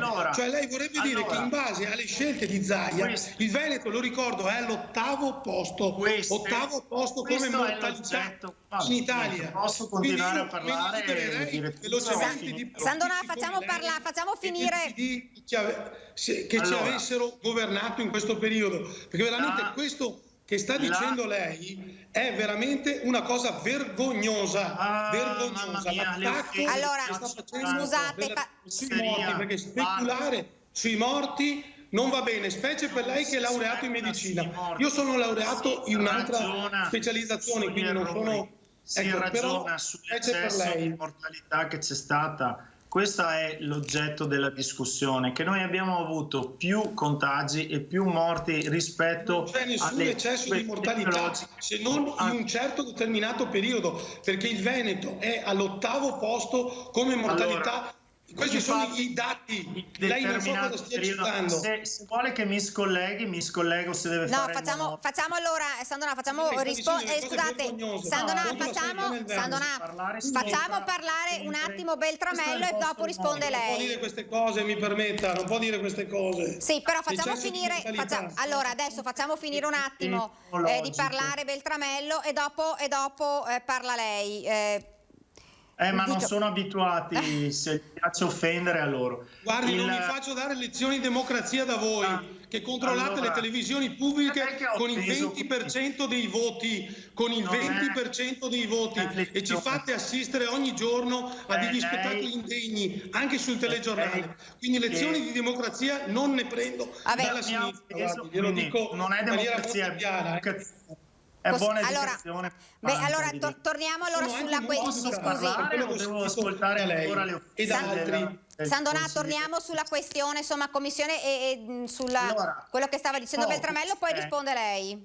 Il focus è che, ma mi fa solo piacere se mi offende, nel senso mi dispiace per gli spettatori, ma mette in luce il fatto che non hanno argomenti se ha bisogno di offendere. Allora risponda sui dati epidemiologici, perché io ho citato delle curve epidemiologiche, quindi non c'è proprio niente da vergognarsi, se non il fatto di dire è andata male nella seconda ondata, purtroppo. Ci sono ragioni che possiamo trovare, questo è l'oggetto della faccenda di cui si discute e voglio dire, i consiglieri di opposizione l'hanno posta bene questa questione, le scelte di tenere la zona gialla e quindi non è questo fatto di dire l'attacco a Crisanti non è oggetto della discussione.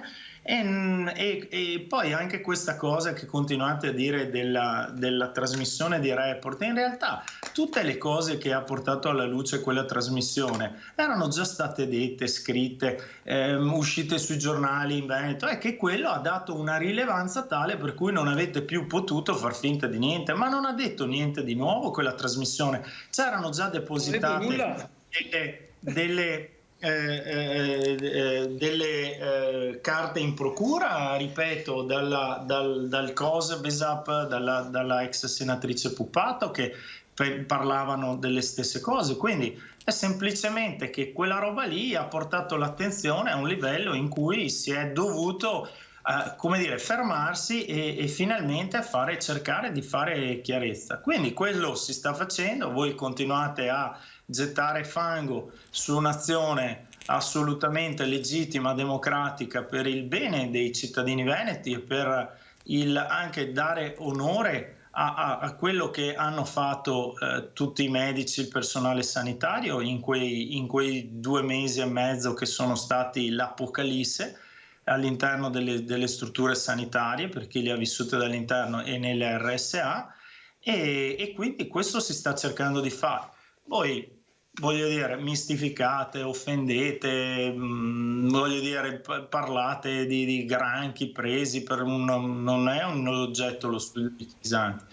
Quindi voglio dire, io credo che i cittadini stiano capendo un po' come funziona, perché vi vantate del vostro 70 e rotti %, ma guarda che state facendo intendere che a voi piace il 100% perché non avete nessun rispetto della minoranza. Io sono molto più democratico di lei. Cosa che si chiama democrazia. E la sto lasciando parlare quando sto dicendo delle cose anche abbastanza gravi. Anche se a voi piacerebbe evidentemente il 100% e quindi che non si chiamasse più. Non abbiamo la stessa mentalità vostra. Non state mostrando nessun rispetto del ruolo delle minoranze. Questo la consigliera Ostanel ve l'ha detto e lei l'ha dimostrato con me.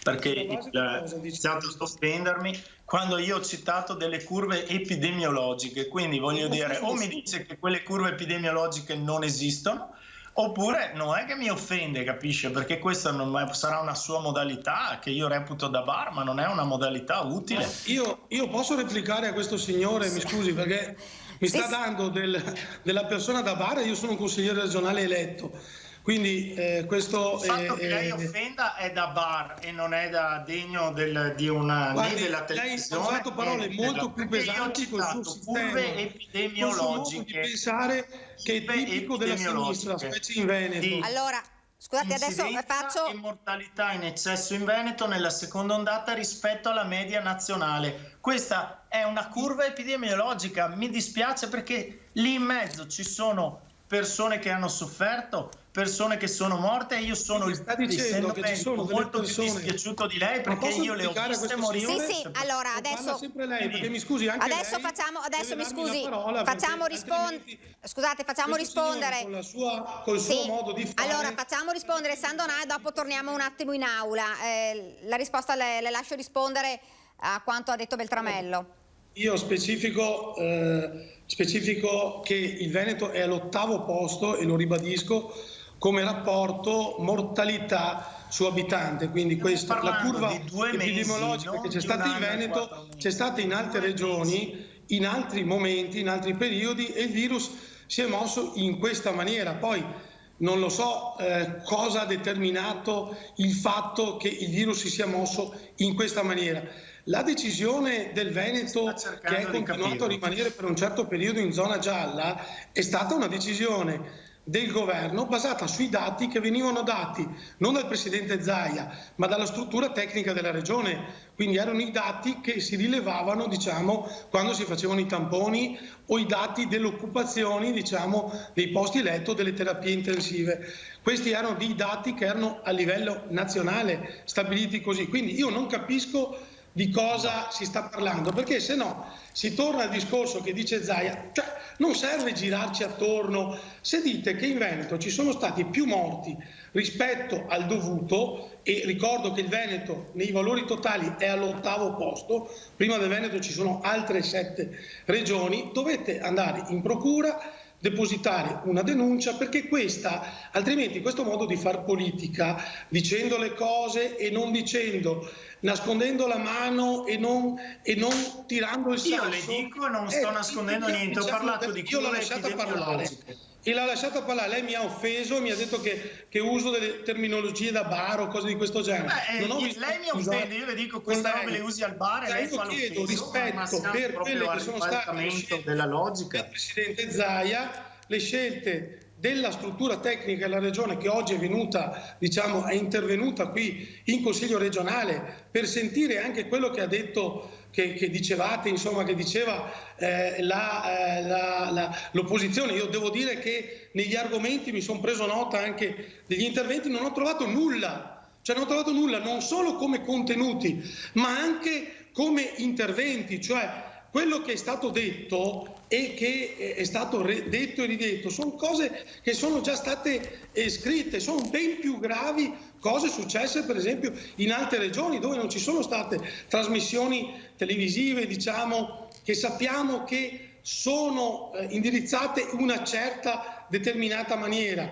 Per esempio quando sono state acquistate dalla Regione Lazio delle mascherine che poi non sono mai arrivate, o altre determinate cose. Il Veneto, per fortuna, fatto il servizio, infatti. Lei l'ha saputo da report che ha fatto quel servizio. La manifestazione che citava lei davanti all'ospedale di Montebelluna, che ha portato a un'ispezione ministeriale che non ha portato a nessun risultato, cioè a 0 risultati, con una manifestazione della signora Puppato assieme a altri 4 o 5 persone davanti all'ospedale è stato un attacco, diciamo, indegno nei confronti della sanità veneta e nei confronti degli operatori. Molta gente si è sentita offesa da quelle cose che sono successe in quel momento e anche dalle cose che state dicendo voi, perché voi non state portando dei dati, diciamo, dei fatti. Quando o delle dati mi dice che mi devo vergognare, io ho parlato delle curve epidemiologiche, mi scusi, io porto i dati, mi dice vergognati e adesso dice non porti i dati. Zaia lo dovete sconfiggere alle urne, non utilizzando la magistratura e utilizzando questi attacchi bassi, molto che la gente non capisce, fra l'altro. La gente, io ho sentito tante persone, anche stamattina, mi diceva: ma cosa vogliono? Cosa stanno dicendo queste persone che vogliono fare un processo in regione dopo quello che abbiamo visto in questo anno che è stato purtroppo funestato da lutti, da disgrazie, da morti per Covid, anche in Veneto. Nessuno si è nascosto dietro a questo, nessuno dice che è il primo della classe, però permettetemi di dire, lei l'ha detto prima, della nostra sanità, sono fiero di come è stata affrontata l'emergenza pandemica, sono fiero di come il nostro governatore, il nostro assessore Manuela Lanzarin e il nostro migliore dei mondi possibili. Scusate, hanno messo la faccia tutti i giorni. Vi interrompo un attimo. Vi interrompo un attimo perché torniamo un attimo in aula a sentire ancora gli interventi di opposizione e maggioranza e sentiamo poi anche, se riusciamo, speriamo di avere il tempo, la risposta anche del Presidente. Torniamo dunque in aula. Per l'impegno. Grazie all'assessore Lanzarin, grazie a tutta la squadra per le responsabilità che sopporta.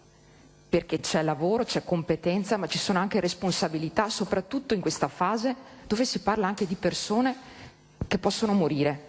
Quindi pensiamo al carico anche emotivo che voi avete e per questo ringraziamento. Vengo alla domanda perché approfitto di questo momento, visto che c'è anche la dottoressa Russo, e ringrazio che ci sono i tecnici, perché sennò rischiamo di fare la politica autoreferenziale. Invece ne abbiamo bisogno anche di dati, di argomentazioni tecniche che stanno a supporto dei nostri ragionamenti a livello politico.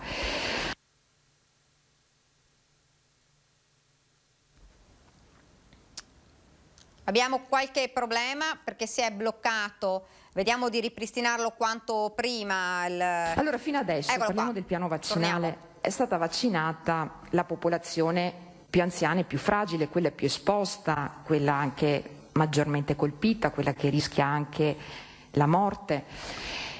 La mia domanda è questa. Adesso, messa a riparo questa parte della popolazione, noi dobbiamo pensare a chi sta lavorando. Perché il virus, come diceva prima, lei sta continuando a circolare soprattutto tra le persone che lavorano, quindi le persone che sono in mobilità. Allora io mi domando, quando è che inizieranno le vaccinazioni nelle aziende? Sto pensando alle cassiere dei supermercati, sto pensando a tutte quelle persone che da mesi sono in prima linea. Allora capire come muoversi, perché tra un po' arriva l'estate. Con rischio appunto poi di non recuperare più le persone, addirittura si sta pensando alle vaccinazioni nei luoghi di vacanza. Ecco, allora questo secondo me è un dato estremamente interessante, perché noi adesso dobbiamo vaccinare, questo deve essere il nostro pensiero, non altro, e riuscire ad avere quanto prima un pass vaccinale, un certificato che ci permetta, senza aspettare il 15 di giugno, di poter pensare anche di andare in vacanza per sostenere la nostra economia, perché la cosa più importante a questo punto è riuscire a dare anche delle risposte a tutte le nostre categorie economiche. Grazie. E chiudo, un ringraziamento naturalmente ai presenti per quello che si sta facendo, ai medici, agli infermieri, al personale, a tutti i volontari che in tutti questi mesi di pandemia hanno dato l'anima. Consigliere Baldin. Ci fermiamo ancora per qualche istante di pubblicità.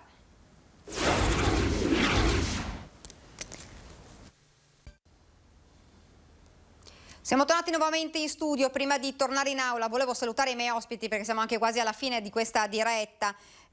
Claudio Beltramello per essere stato con noi, la ringrazio davvero, anche perché è stato davvero tante ore con noi collegato, quindi grazie davvero. Sì, infatti il lavoro mi aspetta, adesso lavorerò fino a notte fonda per riportarmi in pari, ma ho avuto piacere di poter contribuire a questa trasmissione. Vi ringrazio. Grazie davvero a lei per aver partecipato e grazie per aver accettato il nostro invito. E ringrazio anche Luciano Sandonà, il consigliere del regionale della Lega, che è stato con noi anche lui per diverso tempo. Lo ringrazio davvero. Grazie davvero Sandonà. Lo vediamo ancora? No? No, non lo vediamo, però insomma lo ringraziamo lo stesso, grazie. Intanto noi torniamo in aula per sentire insomma gli ultimi interventi. Difendere i sanitari che hanno fatto un lavoro veramente egregio in tutti questi mesi, in più di un anno di epidemia, come ricordava l'assessore prima, senza ferie, senza soddisfazioni a livello personale. E li ringraziamo tutti, come è doveroso che sia. E quando si dice anche andate in procura, ho sentito più volte anche questa frase, si deve rispondere che ci sono già addirittura più di un'inchiesta che sta andando avanti, quindi la procura sta già facendo il suo lavoro su altri temi magari che non sono propriamente su Crisanti. Lo abbiamo appreso oggi che fortunatamente non c'è una querela, non c'è un esposto, per cui ecco, mi fa piacere sapere questa cosa, credo dovrebbe far piacere a tutti, però mi domando allora come mai è stata mandata questa nota informativa, questa relazione, se è stata richiesta dalla Procura oppure se è stata la Regione Sua Sponte a fornire una nota cronologica degli eventi che magari riguardano nel dettaglio alcuni particolari di cui oggi non siamo venuti a conoscenza.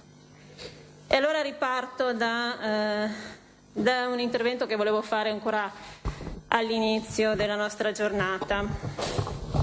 E, ripeto, ci sono delle procure che stanno indagando, Procura di Padova, Procura di Vicenza, sui test rapidi oppure sui 2000 morti come ha indagato in sostanza Report nella sua puntata. E si servono delle risposte, oggi servono veramente delle risposte che la politica deve fornire. Lo chiediamo insomma per la massima trasparenza che deve essere il baluardo di questa regione, perché la pubblica amministrazione si dice è la casa di vetro dei cittadini, quindi non deve rimanere nessuna ombra sulla regione del Veneto e soprattutto sul nostro sistema sanitario che è uno dei migliori al mondo, lo abbiamo certificato, l'abbiamo detto un sacco di volte. E se la Regione è stata vittima, perché si parla anche di frodi nelle pubbliche forniture, se è stata vittima di un raggiro, perché in questo caso sarebbe vittima, io credo che bisogna fare le dovute indagini, quindi capire chi ha la responsabilità e se c'è qualche lazzarone, come direbbe il Presidente Zaia, questo deve pagare. Quindi noi pretendiamo la dovuta chiarezza, non vogliamo assolutamente processare, come è stato detto anche dal Presidente Zaia, non vogliamo mandare in galera nessuno, la nostra intenzione è solamente quella di dare le risposte alle persone che lo richiedono da mesi in questa regione e non possiamo dire che siano tutti del PD, perché anche questa cosa offende. Non siamo del PD, io non sono del PD e sono la testimone vivente di questo. Ci sono persone che non appartengono a partiti politici eppure vogliono delle risposte. E non si può dire che tutto abbia funzionato, altrimenti non si spiega come mai nella prima ondata abbiamo gestito la situazione molto meglio della seconda. Ho sentito dire che ci sono dei processi inspiegabili. Non lo so, io non sono nessuno per sapere, non ho la competenza per capire se effettivamente sia inspiegabile, magari lo chiarirà la scienza fra qualche tempo o fra qualche anno, questo non lo possiamo sapere, però noi dobbiamo avere gli elementi ad oggi di quello che è successo per poter farci un'idea in sostanza. Quello che sappiamo appunto è che c'è stato sono cambiati alcuni protocolli che hanno favorito l'utilizzo dei test rapidi, soprattutto in certe situazioni dove magari si sarebbe dovuto preferire l'utilizzo di test molecolari anziché tamponi rapidi, come come dalla scienza sostenuto, ovvero all'interno delle RSA, degli ospedali, per il personale sanitario andava fatto un certo tipo di tampone, diciamo, più attendibile. Invece in altri contesti, come è stato detto per esempio per le scuole, magari si poteva fare un uso del tampone rapido, però non entro in questi aspetti perché sinceramente trovo che siano molto tecnici e quindi non sta a me dare lezioni in questo ambito. Però quello che mi preme è che abbiamo avuto questo professore, non lo cito più perché ogni volta che si cita il nome c'è una sollevazione dell'Aula, e voglio ricordare che è stato nominato Cavaliere della Repubblica insieme ad altri professionisti della sanità, e quindi queste accuse che gli vengono mosse sinceramente mi lasciano un po' perplessa, perché o è Cavaliere della Repubblica o è un fanatico che cerca soltanto visibilità e non sa nemmeno quello che scrive, perché da come lo avete descritto sembra che il suo studio insomma faccia un po' acqua da tutte le parti. E cito anche le parole del professore che avrete sicuramente letto. Posso finire, Mercato? Dopo ne parliamo al bar, io e te. Il professore Ursini. Posso? Vorrei citare le parole del professore Ursini del Dipartimento di Chimica Biologica, che avrete letto anche voi, che dice cose che non avrei saputo dire meglio.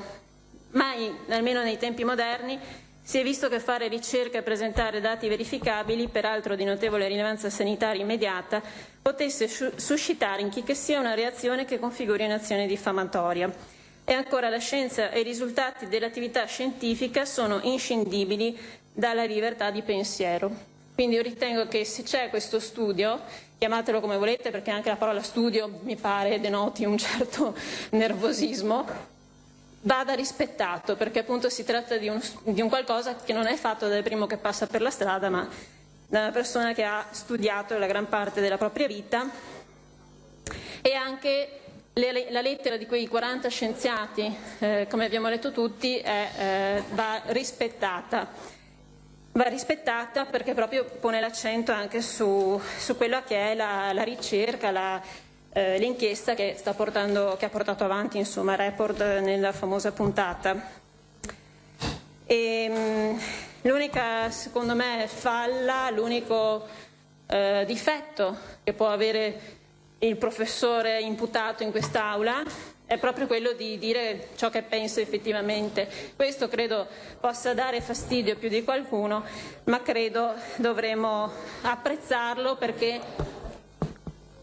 proprio perché Marcato in questi mesi, credo anche lei, ho avuto tantissime segnalazioni di quasi un affetto, quasi affetto, anche affetto sì, e stima, fiducia in questa persona, che ha dato anche le risposte ai cittadini che non davano in molti casi le persone, diciamo, più competenti a darle. Quindi è stato un punto di riferimento fondamentale nella prima ondata dell'epidemia. Nella seconda lo si è voluto mettere da parte, diciamoci la verità. E torno a dire, mi fa piacere che sia stata accantonata l'ipotesi querela per diffamazione. Speriamo che effettivamente non ci siano ripercussioni di tipo giudiziario legale sul professore.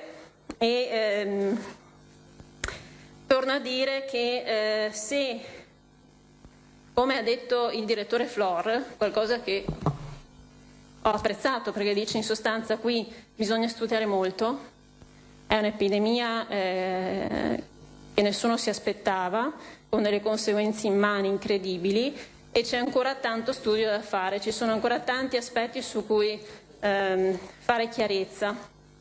Ma allora, se vogliamo fare chiarezza, dobbiamo lasciare ampi spazi di manovra alla scienza, perché è l'unica che ci può dare le risposte che cerchiamo. Quindi ampi spazi vuol dire anche libertà di parola, libertà di pensiero a chi magari può dire cose scomode, ma che sicuramente sono degne di rispetto e di attenzione.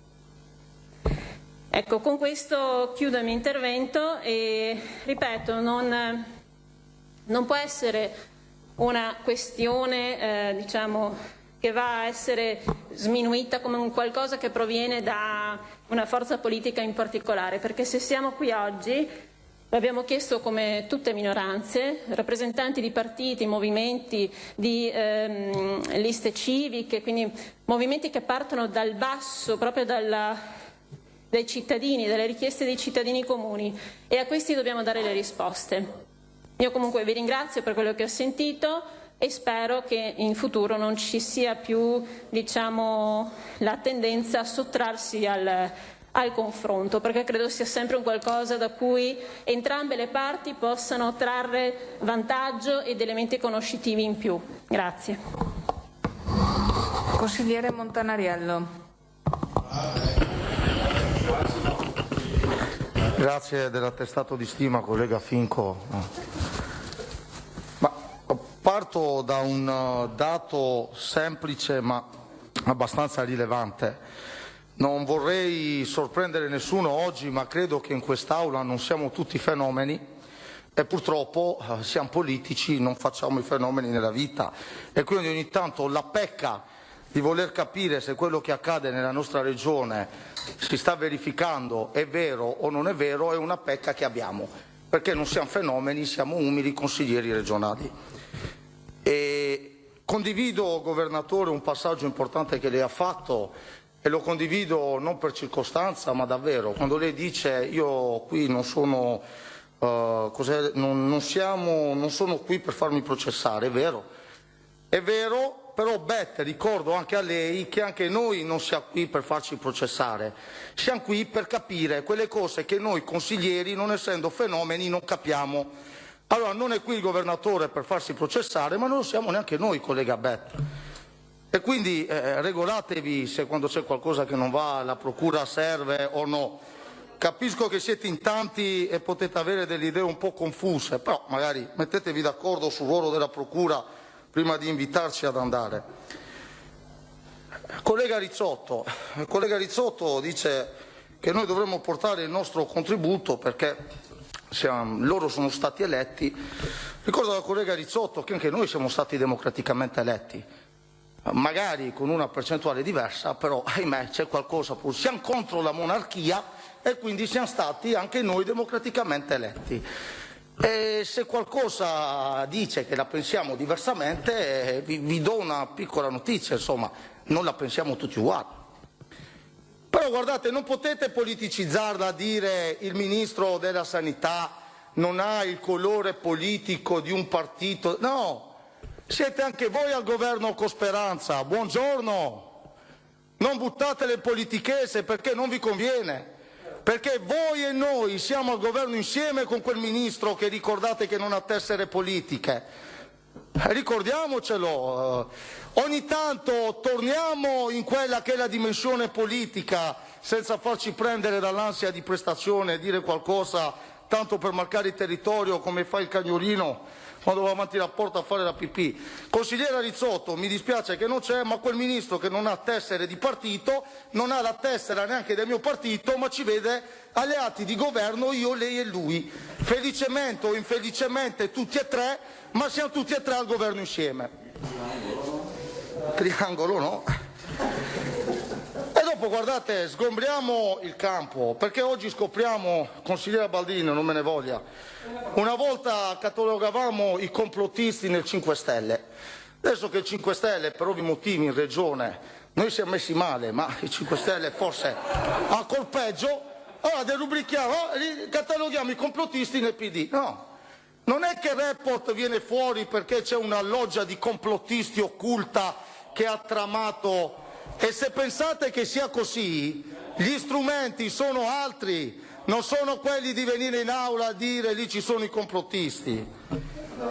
E comunque, consigliere Villanova, quando lei dice che noi abbiamo basato sullo studio di Crisanti, noi abbiamo basato una campagna diffamatoria, guardi, non so a cosa si riferisce, ma per quanto mi riguarda io non ho diffamato nessuno, se l'ho fatto me lo venga a ricordare in altre sedi, Ma noi non siamo qui per lo studio di Crisanti, noi siamo qui perché la trasmissione Report ha fatto emergere una cosa molto semplice ed elementare, che c'erano delle cose che il Partito Democratico diceva da quando si è insediato con questa legislatura, che probabilmente non ci hanno mai ascoltato, perché derubricare in una regione dove chi vince ha quasi l'80%, chi è in minoranza come il litigioso, è facile farlo, e perché nel momento in cui lo dice il servizio pubblico, perché di servizio pubblico trattasi, probabilmente queste cose che prima diceva il PD, adesso il cittadino veneto dice: ma è vero o non è vero?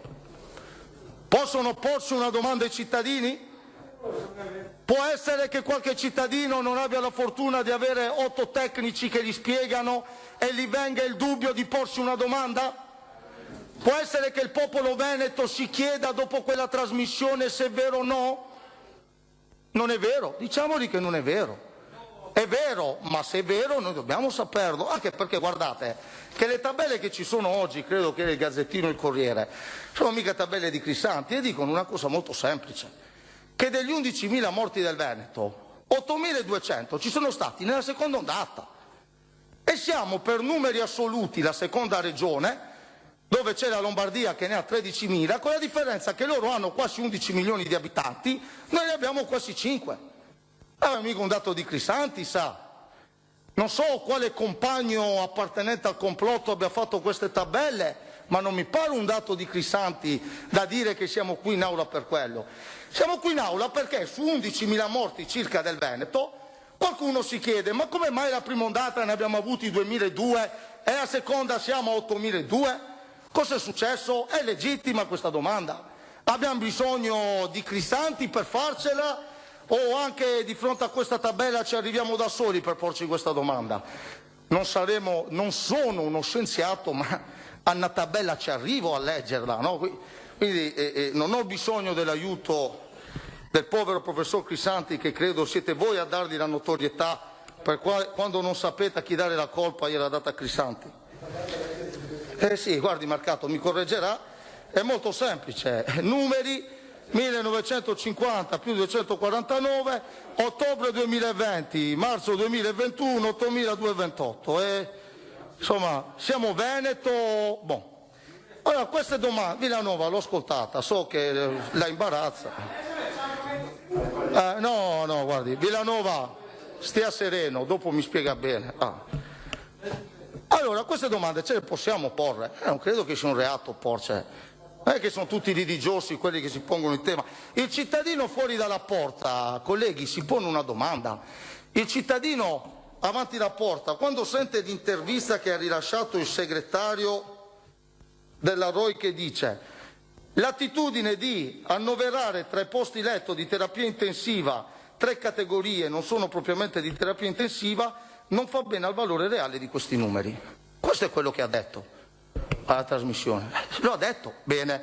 Allora, siccome in questi mesi ci hanno abituato che i numeri in terapia intensiva corrispondono anche al valore che dopo ti porta se sei giallo o rosso, possiamo porci il tema se quel numero abbia influito, sì o no? Spiegatecelo, ok? Allora, siccome chi ha detto queste cose in televisione in quella trasmissione non era uno del PD, ma era un segretario di un'associazione di categoria, possiamo avere il dubbio che se qualcuno dice qualcosa vada approfondita o no? Insomma, possiamo Marcato? Allora, non è che qui ogni volta che qualcuno pone un tema sembra che ci siano i giustizialisti o i litigiosi. Dunque noi siamo arrivati al termine di questa lunghissima diretta, avete sentito, ci sono gli interventi ancora dei consiglieri di minoranza, ma anche quelli di maggioranza sono intervenuti, prima sono intervenuti tecnici e prima ancora insomma il presidente Zaia. Noi siamo arrivati al termine, io ringrazio i registi Andrea Basso e Alberto Piovesan che ci hanno seguito in questa diretta. A me non rimane che salutarvi, vi ricordo che fra qualche minuto ci sarà il telegiornale regionale. Grazie davvero per averci seguito, arrivederci.